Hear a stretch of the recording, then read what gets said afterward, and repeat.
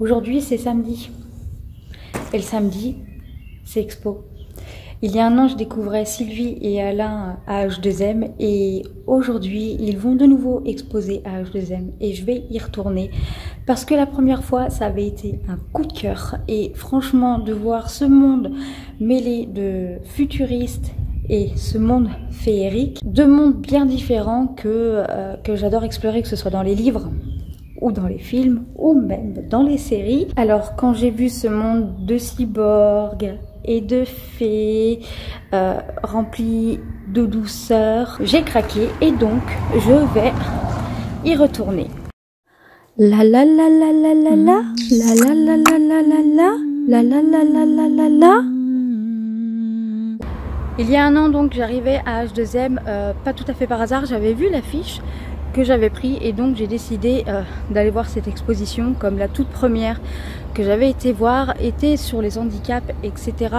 Je voulais renouveler l'expérience et ça a été un coup de cœur et je crois que c'est eux qui m'ont donné l'envie de continuer de dessiner, l'envie de faire des petits reportages comme ça, des petites interviews, enfin ce genre de choses. Ils m'ont donné pas mal d'envie, ça a été une de mes plus belle rencontre en 2018. J'avais vraiment envie de retourner les voir et là ils réexposent ensemble, donc pour moi c'est l'occasion de pouvoir revoir Alain qui a fait des choses qui sont trop loin de chez moi, donc du coup je ne pouvais pas y aller et donc là j'y vais, c'est à côté. Je les avais interviewés la toute première fois, Alain à H2M en avril 2018 et Sylvie au bar de la création. J'avais joué ce jeu-là sans rien préparer et j'avais envie cette fois de renouveler l'expérience qui m'a été soufflée par Alain. Merci Alain. Donc j'ai préparé mes petites questions et donc on va aller les voir de ce pas.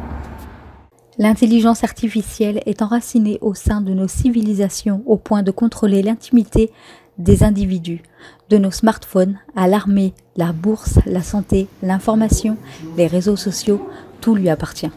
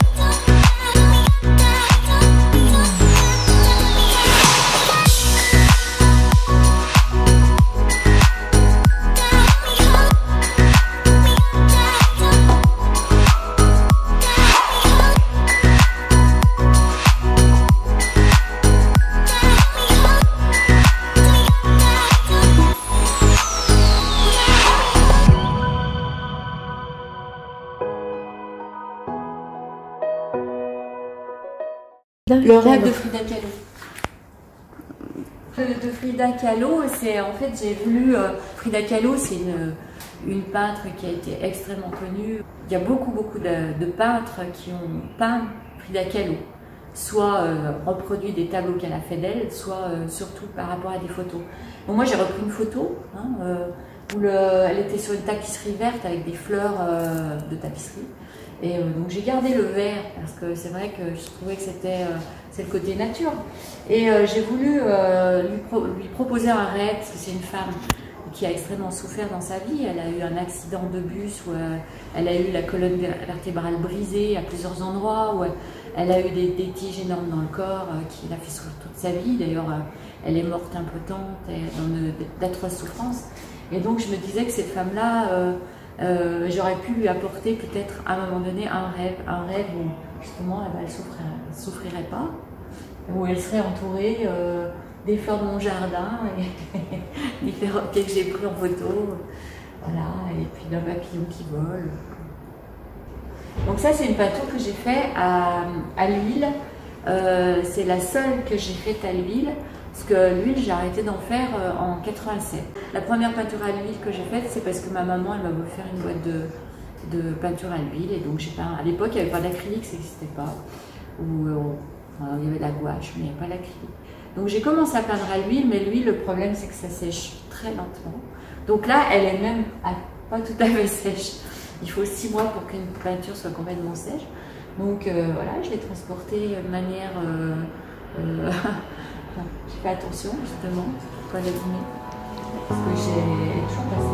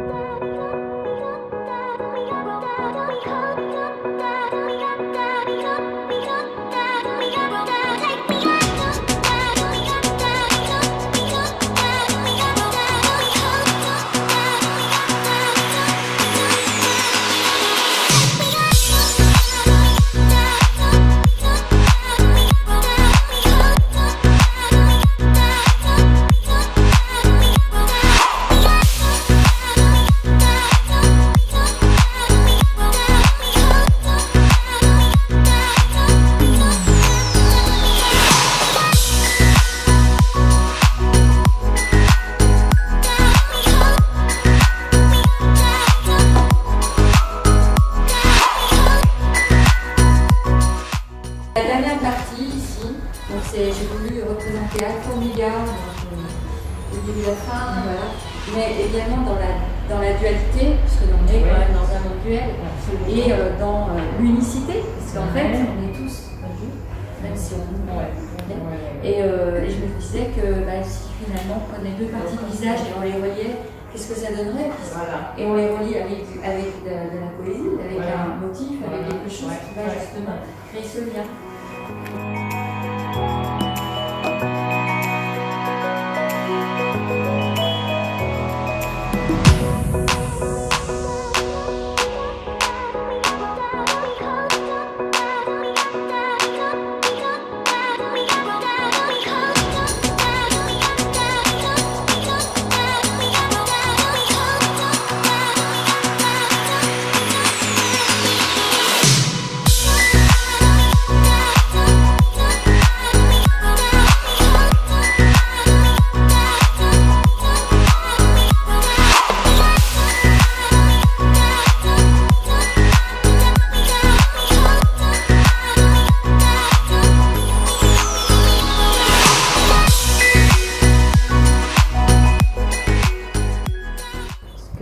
Ce que j'ai compris de la vie, et j'ai voulu mettre des textes parce que j'écris beaucoup, des textes qui étaient pour moi importants de transmettre aussi. Ils ont tous les tableaux des titres, mais dans la série Retour aux sources, les titres ont vraiment beaucoup d'importance. D'accord. J'aurais pu faire une liste des titres. C'est parce qu'on pourrait faire un poème. Ouvre ton cœur délicat, avec discernement. Voilà. Toi, mon papillon figure, tu vas m'apporter des ressources. Tu vas pouvoir être avec sérénité, dans la démesure. On peut continuer. Être au monde, viser la lune, et sans faire sa princesse, s'ancrer avec Dame Nature. Trouver l'éveil, l'attraction des étoiles de la tête et la réflexion. Elle réunit une reliance vitale en pleine conscience, voilà, au rempart de la conscience, avec un baiser papillon.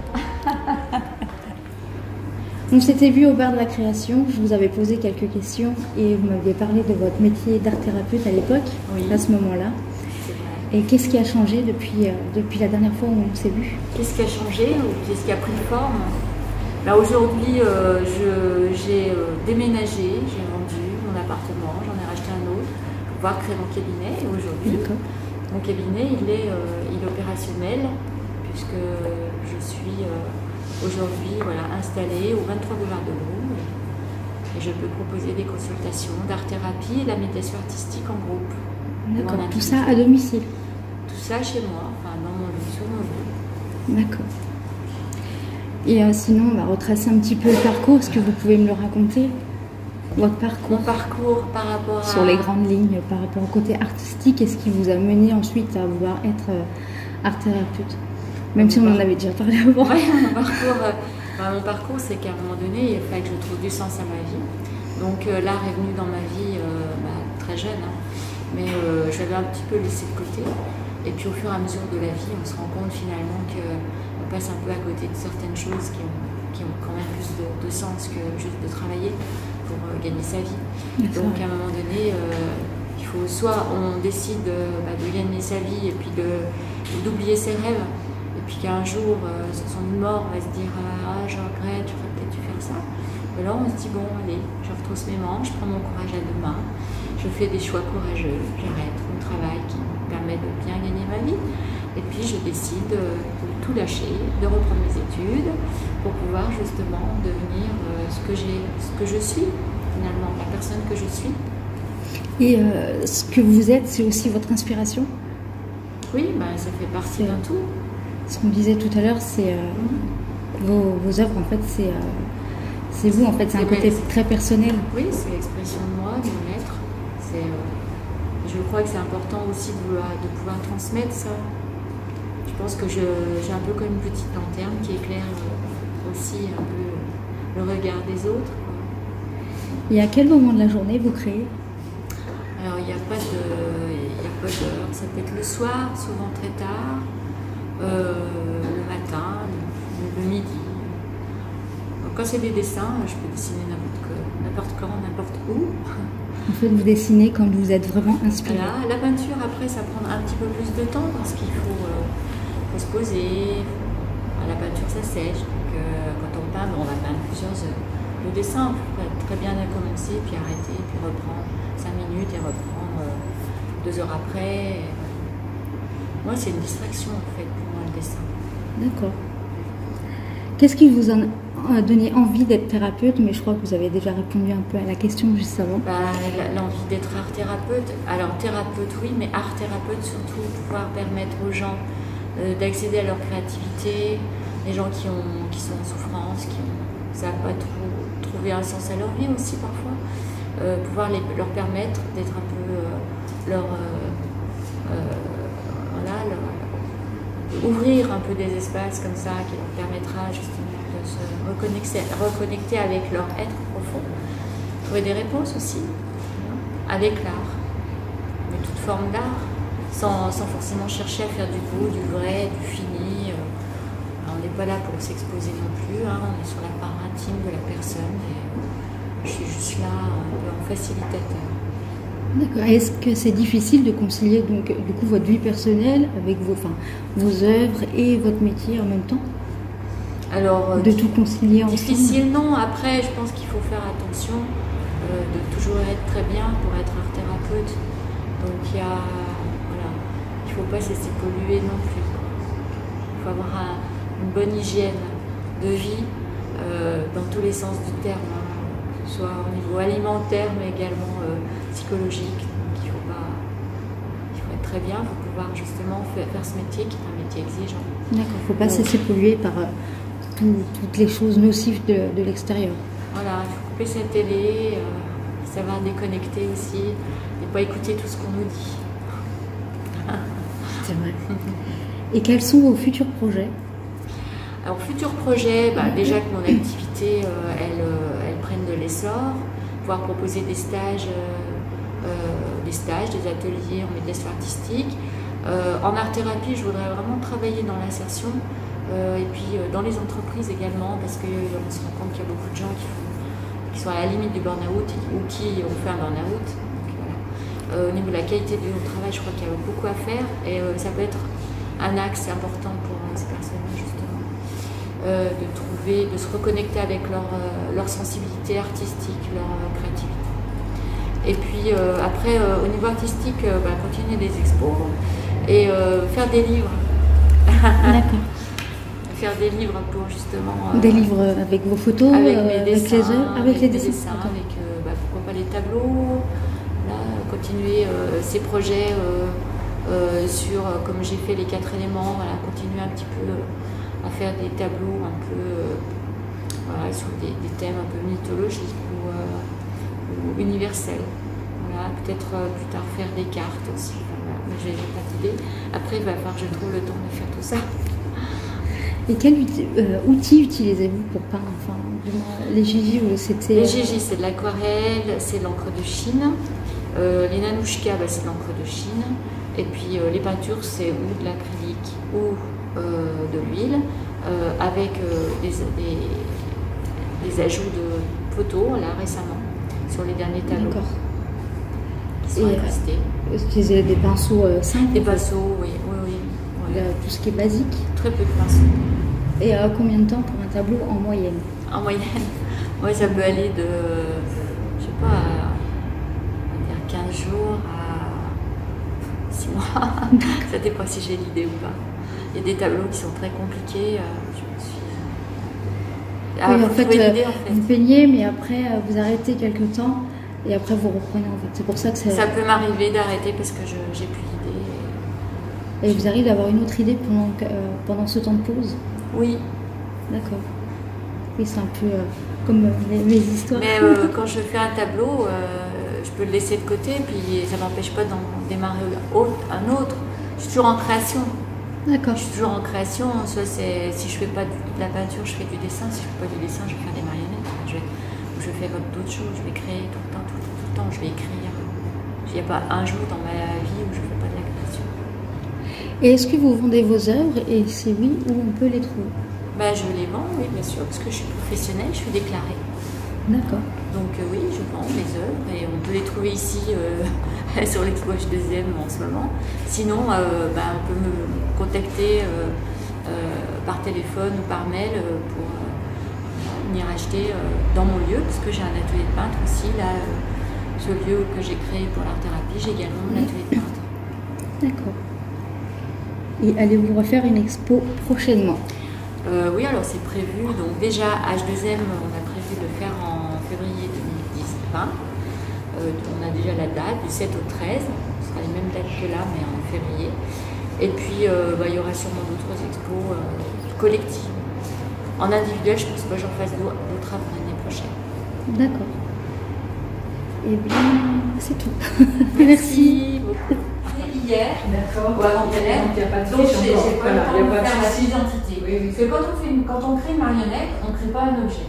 Oui. On crée une marionnette, donc on crée de A à Z la marionnette, la tête, les vêtements, et après on lui donne vie. Et pour lui donner vie, on va à sa rencontre, parce que c'est un peu le prolongement de soi. Et après, l'idéal, c'est de faire une fiche d'identité, créer un univers, un vécu, un âge, une famille, des pouvoirs, tout ce qui va avec. Et donc on est toujours dans ce processus de création. C'est surprenant souvent de voir le résultat. De voir ce qui Et quand on fait une marionnette, on peut très bien se dire je vais faire ça. Et finalement, arriver à toute autre chose. On a décidé de faire avec le mental. Voilà. On ne fera pas parce que forcément, à un moment donné, c'est le cœur qui parle. Et là, on est vraiment le cœur, c'est aussi l'intuition. Tout ce qu'on va pouvoir et ce qu'on transporte. Voilà, tout ce qu'on va transporter. Donc moi, toutes les marionnettes que j'ai faites, il y en a pas une seule que j'avais préméditée. Voilà. J'avais imaginé. D'accord. C'est mieux comme ça. C'est génial, ouais. C'est vraiment extrêmement poignant. Même pour moi, parce que moi j'ai été formée pour faire ces marionnettes-là, mais c'est très poignant de voir naître cette marionnette. C'est pas anodin. Voilà, c'est ça. Bonjour. Donc j'étais venue vous voir il y a déjà 1 an de là. C'était au même endroit d'ailleurs, on ne s'était pas revu depuis. Qu'est-ce qui a changé depuis la dernière fois où on s'est vu? Du travail en plus. Du travail en plus? Du travail en plus, des tableaux en plus. J'essaie de faire à peu près un tableau par mois. Donc en une année, ça fait une bonne dizaine de tableaux en plus. Quel est votre vrai métier, mis à part de faire... Parce qu'il me semble que vous avez un autre métier. Oui, alors mon vrai métier, je suis automaticien. D'accord. Donc je travaille dans l'industrie, dans l'électronique. Et ma spécialité, c'est l'automatisme. Ok. Donc on reconnaît un peu ça sur les tableaux, parce que au niveau anatomique des cyborgs, quand on connaît un peu la mécanique, c'est plus facile à appréhender d'imaginer des pièces mécaniques. Vous êtes en connaissance, je veux dire, au niveau de la structure, de comment c'est formé. Oui. Donc du coup, c'est plus facile pour vous pour les peindre. Exactement. Ok. Et sinon, quelle peinture utilisez-vous principalement? Alors j'utilise que de l'acrylique. Que de l'acrylique. Ouais, Ok. de l'acrylique sur toile. Je fais beaucoup de crayons, mais c'est plus pour travailler, pour faire des essais. D'accord. Et vous faites un croquis avant le tableau? Souvent. Souvent. D'accord. Et sinon, est-ce que votre couleur préférée est principalement mise en avant dans chaque tableau? Non, j'ai pas de couleur préférée, j'aime toutes les couleurs. D'accord. Et combien de temps pour un tableau en moyenne à peu près? J'essaye de faire un tableau par mois, mais je mets pas un mois pour faire un tableau. Oui, vous prenez un temps de pause et vous recommencez? Généralement, un tableau, je le fais en 2 semaines. D'accord. Une toile en 2 semaines. Après, je me laisse 2 semaines de répit pour réfléchir à la prochaine toile. J'essaye de me renseigner, trouver déjà des images qui peuvent se rapprocher de ce que je veux faire, des matériaux. J'essaie de trouver sur le net des matériaux divers, pour prendre exemple. D'accord. Donc il y a un travail de recherche qui prend un certain temps avant de démarrer une toile. Et quels sont vos futurs projets? Je reste sur les cyborgs. Vous restez sur les cyborgs? Vous ne changez pas de... Non, je reste sur les cyborgs parce que j'ai un livre à faire, donc j'aimerais avoir au moins une 60aine de toiles. Et là j'en ai une 20aine, il me reste encore un peu de boulot à faire. Et dans le livre, il y aura aussi les toiles avec vos textes qui... Il y aura des toiles et des textes. Des textes que vous avez écrits? Alors il y a une partie que j'écris et une partie que mon frère qui est psychothérapeute écrit. D'accord. Et il sera disponible environ? Pour l'instant, on se met pas de pression, donc il n'y aura pas de date. Pour l'instant, on travaille avec plaisir et c'est l'essentiel. Ah bah oui. Et vendez-vous vos œuvres? Alors, je vends des œuvres qui sont sur commande. Toutes les œuvres qui concernent le thème que j'aborde en ce moment, donc qui sont les cyborgs, je ne vends pas mes œuvres. Alors je ne les vends pas parce que si je les vends, j'aurai plus rien à montrer. C'est vrai. Donc après, pour faire la promotion du livre, parce que j'imagine qu'il y aura une promotion du livre, ce sera, je pense, plus sympa d'avoir une promotion avec des œuvres originales. D'accord. Donc c'est pour ça que je les garde. D'accord. L'année dernière, vous m'aviez dit que c'était pour vous. Cette année, ça a changé. Du coup, c'est plus pour promouvoir le livre et exposer aussi, montrer votre travail, hein, voilà, le partage. Mais l'année dernière, vous m'aviez dit que vous ne voulez pas vendre parce que c'était pour vous. Vous aimiez partager, vous aimiez les exposer, mais c'était tout. On arrive au même résultat. Oui, mais avec quand même un projet en plus qui est donc le livre. Oui, tout à fait. Et quelle est votre principale source d'inspiration? Les livres de science-fiction, le cinéma de science-fiction, et après, beaucoup d'imagination. Et comment avez-vous rencontré Sylvie? Oh, ça remonte un moment, ça. Je l'ai rencontré dans une exposition qui était à Jurieu. De là, vous venez? Oui, exactement. Donc c'était il y a peut-être 3 ans en arrière. Et on exposait donc ensemble dans cette expo. C'est une expo collective où il y a une 40aine de peintres. Et on était l'un à côté de l'autre. Et du coup, on a sympathisé et on a tout de suite accroché. D'accord. Donc c'est une belle histoire d'amitié qui a démarré ce jour-là. Oui, exactement. En fait. Ce que je vois sur les réseaux et vous semblez très proche, vous vous taquinez de temps en temps. Oui, et puis du coup on expose ensemble quand on peut le faire. Oui. C'est déjà la deuxième fois et il y a déjà une troisième qui est prévue, Sylvie m'a Exactement. dit. Donc je serai de nouveau présente, j'espère. Allez-vous refaire une expo prochainement, mais je pense que la réponse est oui, puisque Sylvie me l'a déjà dit tout à l'heure. Oui, ça va être en février, il me semble. Février ou avril. Et ce sera ici même d'ailleurs. D'accord. Donc avec des œuvres supplémentaires. Et des textes supplémentaires. Exactement. Eh ben, merci beaucoup Alain, c'est très, très agréable de pouvoir parler avec vous, d'avoir des explications, d'en apprendre encore davantage. Et puis merci d'avoir joué le jeu. Eh bien, je t'en prie. J'ai été ravie de revoir Alain et Sylvie durant cette exposition. Je suis toujours un petit peu intimidée à chaque fois que je les vois. Si vous voulez aller les voir, vous pouvez y aller encore jusqu'au 13 juin. J'espère que cette vidéo vous aura plu. Je vous dis annyeonghaseyo et je vous fais des bisous.